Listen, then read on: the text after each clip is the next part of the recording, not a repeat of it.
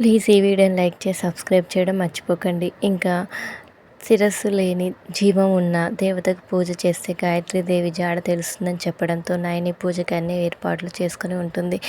ఇంకా సుమన, తిలోత్తమ, వల్లభ వాళ్ళు శిరస్సు లేని జీవం ఉన్న దేవత ఎవరా ఇంకా ఆలోచిస్తూ ఉంటారు. ఇంకా కర్టెన్ వెనకాల అంతా రెడీ చేసి పెడతారు. ఇంకా విశాల్ ఇదిగో చూడండి అని చెప్పి ఇంకా కర్టెన్ పక్కకు లాగుతాడు. ఇంకా అక్కడ తులసి అమ్మకి చీర కట్టి దేవతలాగా అలంకరణ చేసి ఉంచుతారు. ఇంకా వల్లభ ఇప్పుడు ఈ దేవతకి పూజ చేస్తే గాయత్రీదేవి పెద్దమ్మ ఎక్కడ ఉందో తెలిసిపోతుందా అని చెప్పి వెటకారంగా మాట్లాడుతూ ఉంటే, తప్పకుండా గాయత్రి అమ్మగారి జాడ తెలుస్తుంది అని చెప్పి ఇంకా నయని అంటుంది. ఇంకా సుమన ఏమో గాయత్రీదేవి అత్తయ్య తిరిగి వస్తే నువ్వేది చెప్తే అది చేస్తానక్క అని చెప్పి ఇంకా సుమన నయనితో అంటూ ఉంటుంది. Thank you for watching. Please subscribe my channel.